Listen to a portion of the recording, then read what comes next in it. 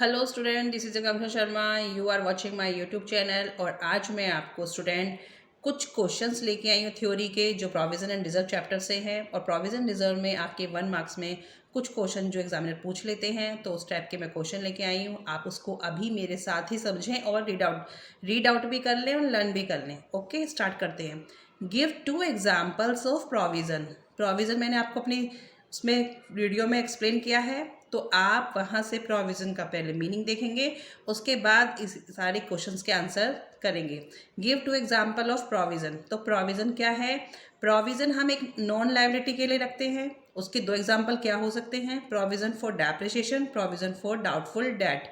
ठीक है, provision for depreciation किस पे लगता है? असेट्स के लिए बनाया जाता है कि फ्यूचर में असेट्स पे क्या है, जब यूज़ करेंगे रेगुलर तो उस पर डेप्रिसिएशन लगेगा, तो उसके लिए पहले से एक प्रोविज़न मेंटेन कर लिया जाता है। ऐसे ही provision for doubtful debt, debtor से कोई पैसा नहीं आता है तो उनके लिए प्रोविज़न बना के रखा जाता है। तो दोनों ही एग्जाम्पल आप लर्न कर लेना।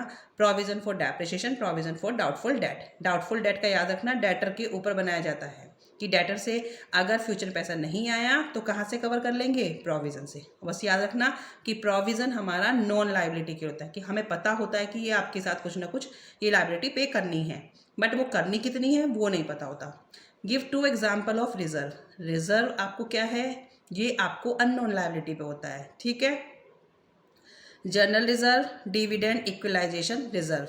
ठीक है, तो रिजर्व का एक पार्ट जनरल रिजर्व रख लेते हैं और एक डिविडेंड इक्वलाइजेशन रिजर्व। ये मैंने डिटेल में आपको अपनी थ्योरी वाली जो मैंने वीडियो बनाई है उसमें आप देख लेना। Give 2 features of provision. Provision के 2 फीचर्स क्या होते हैं? ठीक है, तो प्रोविजन आपको पता चलेगा क्या होता है। क्या होता है? ये नॉन लायबिलिटी के लिए बनता है। और ये कहाँ से चार्ज होता है? Charge against profit. ये मैंने एक्सप्लेन करे हैं।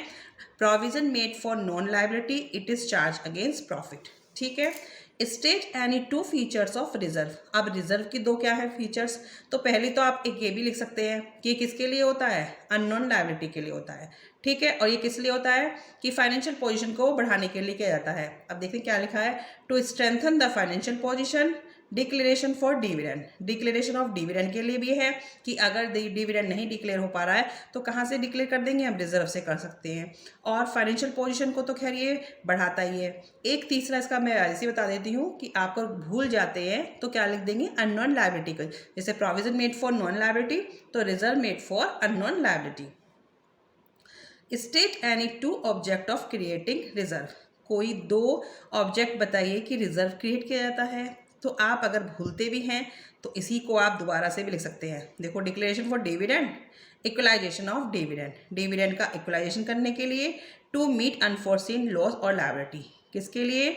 जो आपको मतलब कि अननोन है या अनफोर्सिन है, जो कोई लॉस होगा या लायबिलिटी, उसके लिए ये रिजर्व रखा जाता है। What are revenue reserve? Revenue मैंने पहले भी बताया था मेरे थ्योरी वाले चैनल, उसमें देख लेना आप वीडियो में। रेवेन्यू सेल्स होती हैं और सेल से रिलेटेड कोई रिजर्व रखा जाता है, तो वो क्या है? Revenue reserve are those reserves which are created by setting aside a part of the net profit of the business.